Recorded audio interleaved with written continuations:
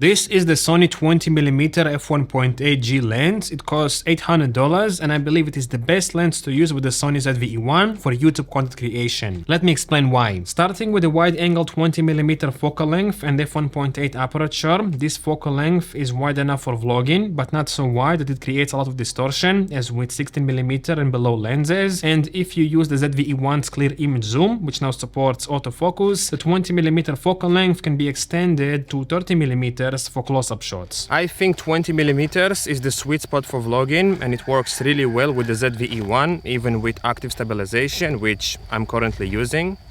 And here is how it looks with the new dynamic stabilization. A bit tighter, but still wide enough if you fully extend your selfie tripod.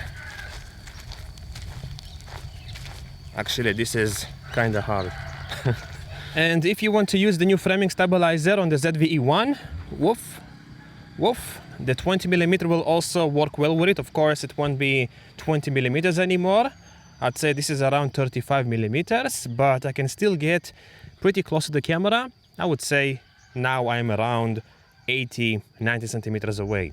So the 20mm focal length works really well with the ZV-E1 for vlogging. The only time it feels a bit tight is when using the new dynamic stabilization. If you intend to use it often for vlogging, you might want to consider something else, such as the 16-35 f4 power zoom lens. However, keep in mind that the 20mm has a f1.8 aperture, which helps separate the subject from the background and performs better in low light situations. To be honest, the f1.8 aperture is one of the 20mm's main selling points. When I shoot in the studio, like right now, I always shoot wide open at f1.8 to achieve this unique look, a wide angle lens with a very blurry background. Moving on to design, it has a fantastic premium build quality while remaining compact and light at 390 grams. This is ideal for the ultra compact Sony ZV-E1. It also has an aperture ring with a click or declick option, a very smooth focus ring, an autofocus manual focus switch, a 67mm filter thread, and a programmable button that I utilize to enable or disable focus peaking. Unfortunately though, it doesn't have weather sealing, but I used it in light terrain a few times and it worked beautifully. Moving on to autofocus, this lens is practically flawless. It is silent, accurate, reliable, and it supports Sony's latest autofocus technology. I've been using this lens with the a7 IV for a year and few months to film all of my YouTube videos, and I've never had a single issue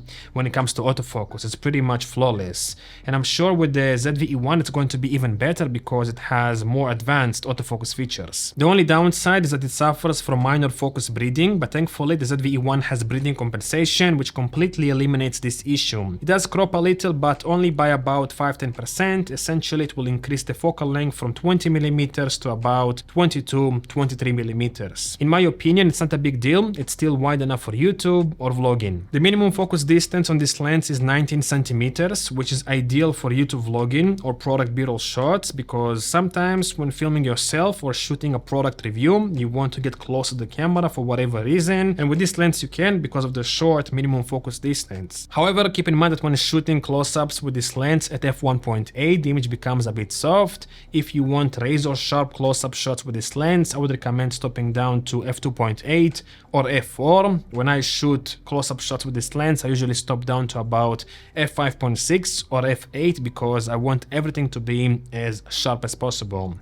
Let's move on to optics now. This is a fast f1.8 aperture wide-angle prime with excellent optical performance. When shooting at f1.8, the image is sharp in the center and also very sharp in the corners with significant vignetting. When the aperture is reduced to f2.8, the image becomes sharp across the entire frame with little vignetting, and when the aperture is reduced to f4 or 5.6, the image is razor sharp across the entire frame with no vignetting. When it comes to distortion, there is very little barrel distortion. However, I doubt you'll notice it in real-world scenarios, and it's simple to fix in post-production. This lens is as good as it gets optically for a wide-angle prime with a f1.8 aperture. In my opinion, it's nearly flawless. I'll keep using it with the Sony ZV-E1 as my A-roll/vlogging lens. In my opinion, it's the best YouTube wide-angle lens for Sony full-frame cameras. It's sharp, lightweight, with excellent autofocus performance and a lovely f1.8 aperture. I highly recommend this lens, and I guarantee you will not be disappointed. Thank you for watching.